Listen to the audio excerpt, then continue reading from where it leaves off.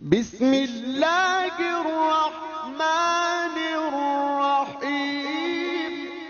স্বাস্থ্য ঝুঁকির কারণে গরুর হাটকে অ্যাভয়েড করতে চান, ওখানে যেতে না চান, আপনারা চাইলে অনলাইনে পশু ক্রয় করতে পারবেন।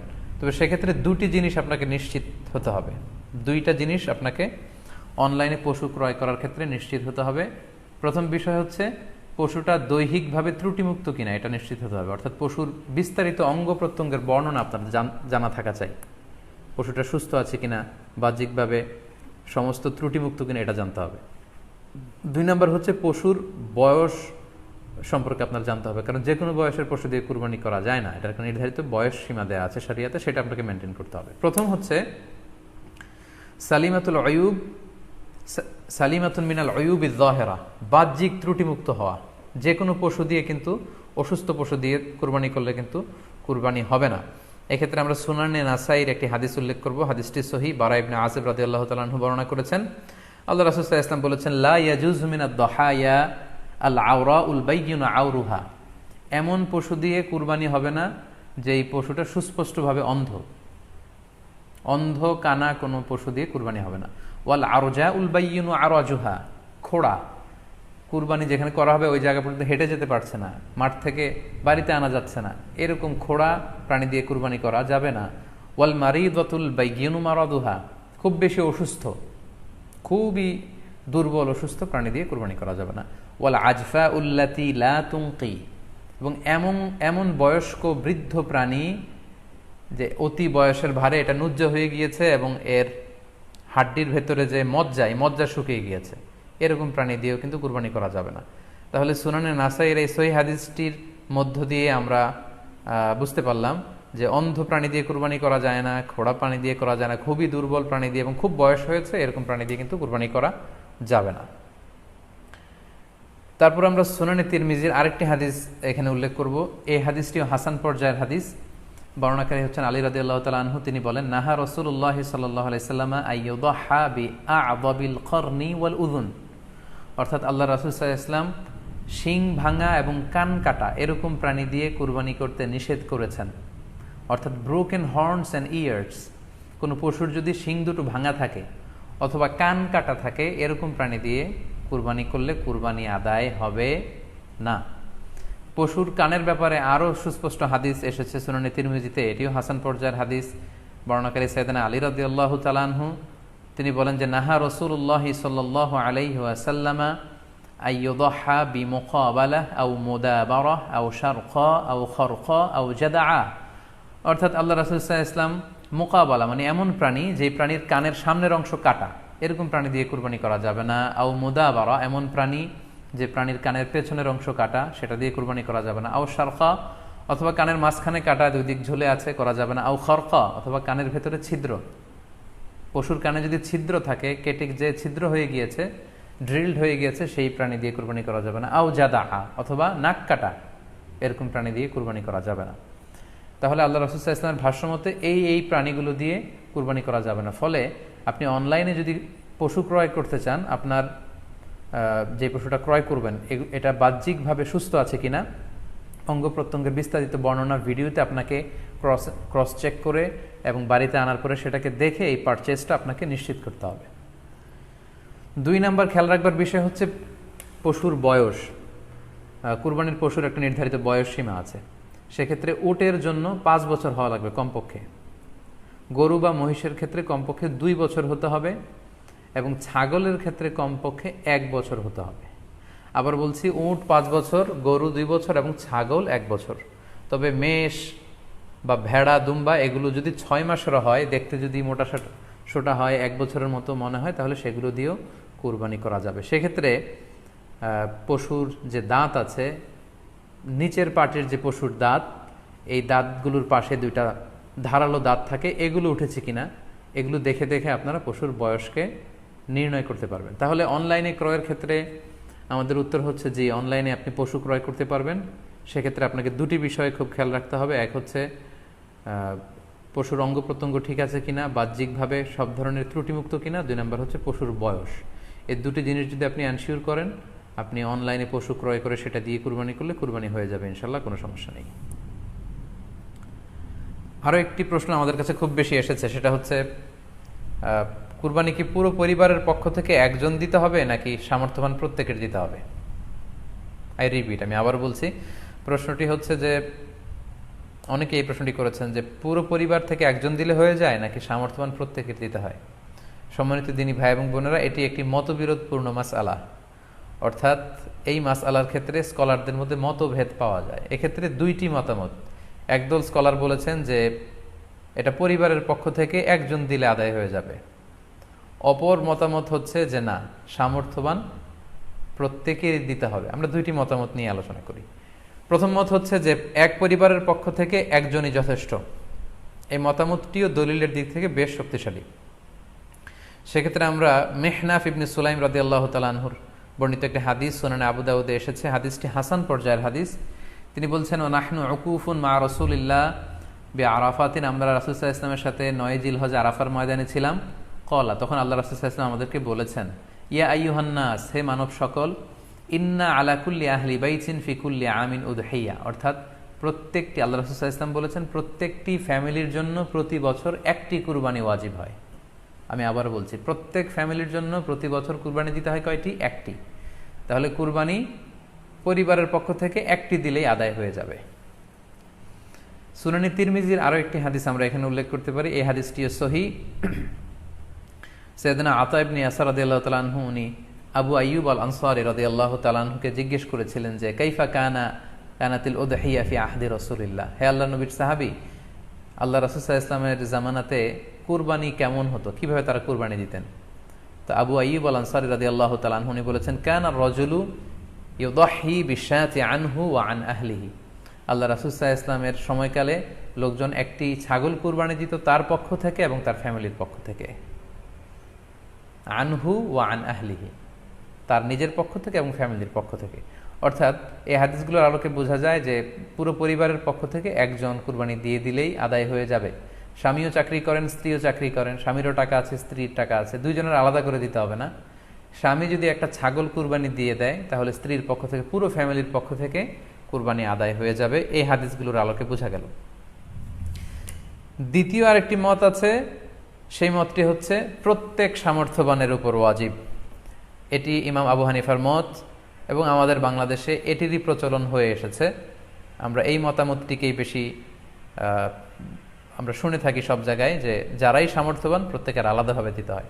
স্বামী সামর্থ্যবান হলে স্বামীর দিতে হবে, স্ত্রী সামর্থ্যবান হলে স্ত্রীকে দিতে হবে, ছেলেরা হলে ছেলের দিতে হবে। এটা প্রত্যেকের আলাদাভাবে ইন্ডিভিজুয়ালি দিতে হয়। এবং সেক্ষেত্রে ওনারা দলিল দিচ্ছেন সুনান ইবনু মাজার একটি হাদিস, হাদিসটি সহিহ, যেখানে আল্লাহ রাসূল সাল্লাল্লাহু আলাইহি ওয়াসাল্লাম বলেছেন, মান কানা লাহু সাআহ, যার সামর্থ্য আছে কিন্তু ওয়ালাম ইউদাহি, সামর্থ্য থাকার পরেও সে কুরবানি দেয় না, ফালা ইয়াকরাবান্না মুসাল্লানা, সেজন্য ঈদুল আজহার দিন আমার ঈদগাহে না আসে নামাজ পড়তে। আল্লাহ রাসূল সাল্লাল্লাহু আলাইহি ওয়াসাল্লাম হুঁশিয়ারি বাণী ঘোষণা করেছেন, ধমক দিয়েছেন যে সামর্থ্য থাকার পরেও যে কুরবানি দেয় না সেজন্য আমার ঈদগাহে না আসে। এই হাদিসের আলোকে ওনারা বলেছেন মান কানা লাহু সাআহ, যার সামর্থ্য আছে। ওনারা বলছেন যে এটা ইন জেনারেল, ব্যাপক, যারই সামর্থ্য আছে তাকেই দিতে হবে। সো এখানে বাস্তবতা হচ্ছে দুই পক্ষেরই খুব ভ্যালিড দলিল আছে। আর কোনো মাসআলার ক্ষেত্রে যখন মতবিরোধ থাকে, দুই পক্ষেরই দলিল থাকে, সেক্ষেত্রে বাড়াবাড়ি করাটা অনুচিত। বরং এটা হচ্ছে ইসলামের সৌন্দর্য, এখানে প্রশস্ততা রয়েছে। সো যারা মনে করে যে ফ্যামিলির পক্ষ থেকে একজন কুরবানি দিলেই আদায় হয়ে যাবে, তাদেরও দলিল আছে, তাদেরকে সেটা করতে দেওয়া উচিত। তবে আমরা এটাকেই সাজেস্ট করি যে প্রত্যেক সামর্থ্যবানের উপর কুরবানি দেওয়া উচিত। এতে করে যিনি কুরবানি দিবেন উনি সওয়াব পেয়ে উপকৃত হলেন, আবার উনি কুরবানি দেওয়ার কারণে গোশত বিতরণ করলেন, ফলে গরিবরা উপকৃত হলো। সো সামর্থ্যবান প্রত্যেকেরই উচিত বেশি বেশি কুরবানি দেয়া। আশা করি এই মাসালাটাও আপনারা বুঝতে পেরেছেন। সম্মানিত শুধু আমরা আমাদের লাইভের একেবারে শেষের দিকে চলে এসেছি। আমরা খুব বেশি লম্বাচড়া করতে চাই না, যদিও বলেছিলাম সংক্ষিপ্ত লাইভ, মাঝখানে একবার ইন্টারনেট এবং ইলেকট্রিসিটি চলে যাওয়ার কারণে একবার ইন্টারাপ্ট হলো। এ পর্যায়ে আমরা অল্প কয়েকটি রিমাইন্ডার আপনাদের সাথে শেয়ার করে আজকের আলোচনাটুকু আমরা এখানেই জবনিকা টানবো, এখানেই আমরা আলোচনাটি শেষ করবো ইনশাআল্লাহ। প্রথম যে রিমাইন্ডারটি আপনাদের সাথে আমি শেয়ার করতে চাই সেটি হচ্ছে, সম্মানিত সুধী, আমরা অনেকেই বাজার থেকে পশু আনার সময় বা কুরবানি করার সময় পশুর সাথে অনেক বেশি অমানবিক আচরণ করি। এতে করে কিন্তু আপনার কুরবানিটা, পুরো কুরবানির প্রক্রিয়াটাই প্রশ্নবিদ্ধ হয়ে যেতে পারে। তাই আজকের লাইভের মধ্য দিয়ে যারাই আপনারা যুক্ত হয়েছেন আমি সবাইকে বলছি আমরা যাতে পশুর সাথে মানবিক আচরণ করি, কুরবানির পশুর সাথে এমন কোনো আচরণ যাতে না করি যাতে ওর কষ্ট না হয়, আমরা যেন এটা খেয়াল রাখি। বিশেষ করে জবাই করার আগে পশুকে ভালোভাবে রশি দিয়ে বেঁধে নেয়া এবং ছুরিটা যেই ছুরি দিয়ে জবাই করা হবে সেটা খুব ধারালো থাকা। আল্লাহ রাসূল সাল্লাল্লাহু আলাইহি ওয়াসাল্লাম কিন্তু এই দিক নির্দেশনা আমাদেরকে দিয়েছেন। সুবহানাল্লাহ, ইসলাম যে কতটা চেক অ্যান্ড ব্যালেন্স, কতটা ভারসাম্যপূর্ণ জীবন বিধান। আল্লাহ রাসূল সাল্লাল্লাহু আলাইহি ওয়াসাল্লাম সহিহ মুসলিমের বর্ণনায় তিনি বলছেন, ইযা যাবাহতুম ফাআহসিনুয যিবহা, তোমরা যখন জবাই করবে সেখানেও তোমরা ইহসান করো। কেননা আল্লাহ তাআলা সব জায়গায় ইহসানকে অবধারিত করেছেন। আমরা জীবনে যাই করব না কেন সেটা ইহসানের সাথে করতে হবে। তো পশুটাকে কিন্তু আমি জবাই করব, স্লটার করব, আল্লাহ রাসূল সাল্লাল্লাহু আলাইহি ওয়াসাল্লাম বললেন যখন স্লটার করবে, জবাই করবে, তখনও সেটার প্রতি ইহসান করে তোমরা জবাই করো না। ওয়া ইযা যাবাহতুম ফাআহসিনুয যিবহা, সেক্ষেত্রেও তোমরা সফট হার্টেড হও, সেটাকে ইহসানের সাথে জবাই করো। কিভাবে ইহসানের সাথে জবাই করবে? ওয়ালিউহিদ্দা আহাদুকুম শাফরাতাহু ওয়ালিউরিহ যাবিহাতাহু, তোমরা তোমাদের ছুরিটা খুব বেশি করে ধারালো করে নাও, যাতে করে খুব স্মুথলি স্লটারিংটা হয়ে যায়, খুব স্মুথলি কুরবানিটা তাড়াতাড়ি হয়ে যায়, যাতে প্রাণীটার কষ্ট না হয়। আমরা প্রায়ই আমাদের বেখেয়ালে বা অবহেলাবশত কুরবানির পশু ট্রাক থেকে নামানো, হাট থেকে নিয়ে আসা, এমনভাবে আমরা কুরবানির পশুর সাথে ট্রিট করি, এতে করে কিন্তু অনেক অমানবিক আচরণ আমাদের দ্বারা প্রকাশ পেয়ে যায়। সো আমরা যদিও এটাকে জবাই করব, আমরা যেন ইহসানের সাথে জবাই করি, এই বিষয়টা যেন আমরা খেয়াল রাখি। এটা হচ্ছে প্রথম রিমাইন্ডার। দ্বিতীয় রিমাইন্ডার হচ্ছে, আমাদের দেশে প্রায় এটা ঘটে, জবাই করার পরে অনেক কসাইরা তাড়াতাড়ি এই পশুটার দেহ থেকে প্রাণ বের হয়ে যাওয়ার জন্য ছোট ছুরি দিয়ে জবাই করা প্রাণীটার গলার মধ্যে খোঁচা মারতে থাকে, গলায় বারবার খোঁচা মারতে থাকে। এটা কিন্তু ঠিক না। স্পাইনাল কর্ডে যদি আপনি জবাই করার পরে বারবার খোঁচা মারেন তাহলে কিন্তু এই প্রাণীটার অপমৃত্যু হতে পারে, অর্থাৎ এটা স্বাভাবিক কোনো মৃত্যু নয়। স্বাভাবিক মৃত্যু হচ্ছে জবাই করে দেয়া, এবং ইসলাম এটাকে আমাদের জন্য বৈধ করেছেন। আমরা জানি যে পাশ্চাত্যে গরুর মাথায় বুলেট মারা হয়, অথবা ইলেকট্রিক্যাল শক দিয়ে ওটাকে হত্যা করা হয়, অথবা ভারী কোনো লোহার হাতুড়ি দিয়ে গরুর মাথায় আঘাত করে সেটাকে মারা হয়, কিন্তু ইসলাম এগুলোকে নিষেধ করেছে। ইসলামের বিধান হচ্ছে স্লটারিং করা, আপনি জবাই করে দিবেন। সেক্ষেত্রে আমার মনে হয় 10 থেকে 15 মিনিট যদি আমরা একটু ওয়েট করি, গরুর দেহ থেকে সবগুলো রক্ত কিন্তু বের হয়ে যাবে, ফলে এটার গোশতটা উপাদেয় হবে আমাদের জন্য। কিন্তু আমরা যদি তাড়াহুড়ো করে, বিশেষ করে অনেক কসাই ভাইরা রুহটা যাতে তাড়াতাড়ি বের হয়ে যায়, প্রাণটা যাতে তাড়াতাড়ি বের হয়ে যায়, জবাইয়ের পরে আবার ছোট ছুরি দিয়ে স্পাইনাল কর্ডে খোঁচা মারতে থাকে, এটা কিন্তু ঠিক না। এতে করে যেটা হয়, এটা স্বাভাবিক মৃত্যু হয় না, বরং অপমৃত্যু হয়ে থাকে। আমরা যখন কুরবানি করি তখন প্রাণীটার শ্বাসনালী এবং কণ্ঠনালী কেটে যায়, এবং তারপরে রক্তনালী, যেটাকে ইংরেজিতে বলে জুগুলার ভেইন, এই জুগুলার ভেইনটা যখন কেটে যায় তখন কিন্তু প্রাণীটা আর ব্যথা পায় না। গবেষণায় দেখা গিয়েছে যে যদিও আমরা দেখি যে প্রাণীটা খুব ছটফট করে, লাফালাফি করে, কিন্তু আসলে সে ব্যথা পায় না। জুগুলার ভেইন যখন কেটে ফেলে তখন ব্রেইন তাকে স্পাইনাল কর্ডের মাধ্যমে হার্টে সিগন্যাল দেয় আরও বেশি পাম্প করার জন্য, আরও বেশি রক্ত পাঠানোর জন্য, ফলে দেহের সবগুলো রক্ত গলার ওই কাটা জায়গা দিয়ে কিন্তু বের হয়ে যায়। কিন্তু ওই মুহূর্তে আপনি যখন ছোট ছুরি নিয়ে এটার স্পাইনাল কর্ডে খোঁচাখুচি করতে শুরু করেন তখন কিন্তু এটার অপমৃত্যু ঘটে, এটার স্ট্রোক হতে পারে, এটা হার্ট অ্যাটাক করে মারা যেতে পারে। তাহলে সেটা কিন্তু স্বাভাবিকভাবে জবাইয়ের মধ্যে দিয়ে মৃত্যুবরণ করলো না, বরং হার্ট অ্যাটাক করে বা স্ট্রোক করে সেটা মারা গেল। তখন কিন্তু আপনার কুরবানিটা প্রশ্নবিদ্ধ হয়ে যেতে পারে। তো এই জন্য আমি সকলের কাছে অনুরোধ করব, আপনারা তাড়াহুড়ো না করে 10 থেকে 15 মিনিট একটু ওয়েট করেন জবাইয়ের পরে, এটাকে স্বাভাবিকভাবে, ন্যাচারালি, প্রাকৃতিকভাবে এটা রুহটা বের হতে দিন, তা না হলে আমাদের কুরবানি কিন্তু প্রশ্নবিদ্ধ হয়ে যেতে পারে। 3 নম্বর রিমাইন্ডার হচ্ছে, আমাদের বাংলাদেশের অনেক জেলায় আমরা হিন্দু মুসলমান একসাথে থাকি। আমার কাছে নিউজ এসেছে যে অনেক জায়গায় অনেকে হিন্দুদের মন্দিরের সামনে কুরবানির গরু জবাই করে। এটা ঠিক না, কারণ আমরা জানি যে ওরা এই গরুর পূজা করে থাকে। সো আমরা এমন কিছু করব না যেটা ওদেরকে খুব বেশি কষ্ট দিবে। সো অনেকে শুনেছি যে উস্কানিমূলকভাবে তারা একটু দেখিয়ে দিতে চায় বা তাদের উপর প্রতিশোধ নিতে চায়, এরকম করে অনেক সময় হিন্দুদের বিভিন্ন গ্রামে মন্দিরের সামনে এই কুরবানির ব্যবস্থাপনা করা হয়। আমি বলবো যে আমরা এটা যাতে না করি। আমরা হিন্দুদের যে উপাসনালয় আছে, আমাদের হিন্দু ভাইদের উপাসনালয়গুলোকে স্কিপ করে এমন জায়গায় কুরবানি করব যাতে করে তাদের এই দৃশ্য দেখা না লাগে, এবং তাদের এবাদতগাহের সামনেও যাতে আমাদের এরকম পরিস্থিতি তৈরি করতে না হয়। আমরা যাতে সাম্প্রদায়িক সম্প্রীতি আমাদের এবাদতের মধ্য দিয়ে বজায় রাখতে পারি এবং কোনো ধরনের উস্কানিমূলক কর্মকাণ্ডে যেন আমরা কখনোই যুক্ত না হই। 4 নাম্বার এবং সবচাইতে গুরুত্বপূর্ণ পয়েন্ট হচ্ছে, জি খেয়াল করে শুনুন, আপনাকে বলছি 4 নাম্বার পয়েন্ট হচ্ছে যে জবাইয়ের স্থান এবং বর্জ্য কুরবানির পরে এটাকে নিজ দায়িত্বে পরিচ্ছন্ন করুন। আই রিপিট, আমি আবারও বলছি, যেখানে আপনি কুরবানি করলেন সেটাকে এবং এই যে বর্জ্য ময়লা এটা নিজ দায়িত্বে আপনি ক্লিন করুন। সিটি কর্পোরেশনের ভাইয়েরা সরকারি তত্ত্বাবধানে সারা বাংলাদেশের এই সব বর্জ্য আসলে পরিষ্কার করা সম্ভব না। জরিপে এসেছে যে 50 লক্ষ গরু জবাই করা হয় প্রত্যেকটা কুরবানির ঈদে। তো সেক্ষেত্রে আমাদেরকে দায়িত্বশীল হতে হবে।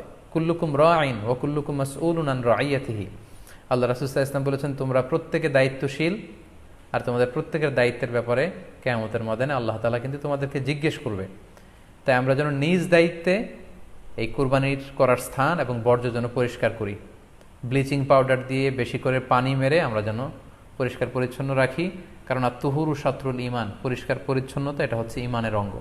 এই বিষয়টা জানে আমরা খুব গুরুত্বের সাথে নেই এবং নিজ নিজ কুরবানি আমরা যেখানে দিলাম সেই জায়গাটা যেন আমরা পরিষ্কার করি। বিশেষ করে বিভিন্ন সংস্থা যারা অনেক অনেক কুরবানি করবেন, ভলান্টিয়ারলি বিভিন্ন কুরবানি করে কুরবানির গোশত বিতরণ করবেন, আপনারা এরকম ভলান্টিয়ারলি ক্লিনলিনেস ক্যাম্পেইন করতে হবে যাতে কোনো ধরনের রক্ত, ময়লা, বর্জ্য, আবর্জনা না থাকে। এই ব্যাপারটাকে যেন আমরা খেয়াল রাখি। সর্বশেষ হচ্ছে, অনেকে জিজ্ঞেস করেন যে ফ্রিজে রাখা যাবে কিনা। জি, কুরবানির গোশত ফ্রিজে রাখা যাবে। ইবনে আব্বাস রাদিয়াল্লাহু তাআলা আনহুর মত অনুযায়ী 3 ভাগ করা উত্তম, তবে এটা আবশ্যক নয়। আপনি 1 ভাগ নিজে খাবেন, 1 ভাগ আত্মীয় স্বজন প্রতিবেশীদের দিবেন, আরেক ভাগ গরিব দুঃখীদের মাঝে বন্টন করে দিবেন, এটা উত্তম, কিন্তু এটা আবশ্যক নয়। পুরো গোশত যদি আপনার লেগে যায় আপনি ভোগ করতে পারেন, আর যদি আপনার কাছে অতিরিক্ত গোশত থাকে এটা আপনি আত্মীয়দের দান করুন, গরিব আত্মীয়দের আপনি উপহার দিন, গরিব মিসকিনদের, সুবিধা বঞ্চিত মানুষদেরকে আপনি এগুলো দান করুন। কারণ সূরাতুল হজ্জের 28 নম্বর আয়াতে আল্লাহ তাআলা বলেছেন, ফাকুলু মিনহা ওয়া আত'ইমুল বাঈসাল ফাকির, তোমরা কুরবানির এই গোশত নিজেরাও খাও এবং অভাবী লোকদেরকে দাও। এবং সহিহ বুখারীতে আল্লাহ রাসূল সাল্লাল্লাহু আলাইহি ওয়াসাল্লামের একটি বর্ণনা, আল্লাহ রাসূল সাল্লাল্লাহু আলাইহি ওয়াসাল্লাম বলেছেন, কুলু ওয়া আত'ইমু ওয়াদাখিরু, অর্থাৎ কুরবানির গোশত তোমরা খাও, ওয়া আত'ইমু মানে অন্যদের খাওয়াও, ওয়াদাখিরু এবং তোমরা এটাকে প্রিজার্ভ করে রাখো বা জমা করেও রাখতে পারো। অর্থাৎ আপনি চাইলে ফ্রিজে রাখতে পারবেন, আপনি পরবর্তীতে খেতে চাচ্ছেন আপনি রাখতে পারবেন ইনশাআল্লাহ। সো উত্তম হচ্ছে 3 ভাগ করে 1 ভাগ নিজে খাওয়া, 1 ভাগ আত্মীয় স্বজনদের, প্রতিবেশীদের দেয়া এবং 1 ভাগ অভাবী, সুবিধা বঞ্চিত, গরিব মিসকিনদের মাঝে বন্টন করে দেয়া। এবং অবশ্যই অবশ্যই যাদের সামর্থ্য আছে আপনারা বেশি বেশি কুরবানি করুন এবং এই কুরবানির মধ্য দিয়ে আমরা অনেক অনেক প্রান্তিক জনগোষ্ঠী, সুবিধা বঞ্চিত মানুষ, তাদের কাছে আমাদের সহায়তাগুলো পৌঁছে দিতে পারবো। সম্মানিত সুধী, আপনাদের সবাইকে আবারও শুকরিয়া জানাই। দীর্ঘ সময় নিয়ে আপনারা আমাদের লাইভ প্রোগ্রামটিতে জয়েন করেছেন। এখনও দেখা যাচ্ছে প্রায় 22,700 দিনী ভাই বোন আমাদের লাইভটি শুনছেন। আপনাদের সবাইকে আবারও আন্তরিক শুভেচ্ছা এবং অভিনন্দন। আমরা কামনা করি যে আল্লাহ তাআলার কাছে আমরা ফরিয়াদ করি জিলহজ মাসের প্রথম 10 দিনের যে বারাকা, রাহমা, আমরা যেন নফল আবাদত করে করে বেশি বেশি তাকবীর, তাহলিল দিয়ে এই দিনগুলো যেন মুখরিত রাখতে পারি, বেশি বেশি নফল আবাদত করতে পারি, নফল রোজা রাখতে পারি। বিশেষ করে অবশ্যই আরাফার দিনের রোজা যাতে আমরা মিস না করি। এবং যদিও করোনা পরিস্থিতির মধ্যে দিয়ে আমরা সবাই আতঙ্কিত, তারপরেও গোটা মুসলিম উম্মার জন্য আমরা দোয়া করি যে এই ঈদুল আজহার উৎসব যাতে আমরা ভাব গাম্ভীর্যের সাথে আবাদতের মধ্য দিয়ে, আনন্দ উৎসবের মধ্য দিয়ে পালন করতে পারি। আপনাদের সবার জন্য আমি দোয়া করছি, আমি নিজেও আপনাদের সবার কাছে দোয়া চাই। আল্লাহ তাআলা আপনাদের সবাইকে ভালো রাখুক, সুস্থ রাখুক, ঈমানের সাথে রাখুক। আবারও হয়তো কোনো লাইভে দেখা হয়ে যাবে, আপনারা লাইভটি শেয়ার করবেন বলে আশা করছি। সুবহানাকাল্লাহুম্মা বিহামদিকা আশহাদু আল্লা ইলাহা ইল্লা আনতা আস্তাগফিরুকা ওয়া আতুবু ইলাইক। ওয়াসসালামু আলাইকুম ওয়া রাহমাতুল্লাহি ওয়া বারাকাতুহু।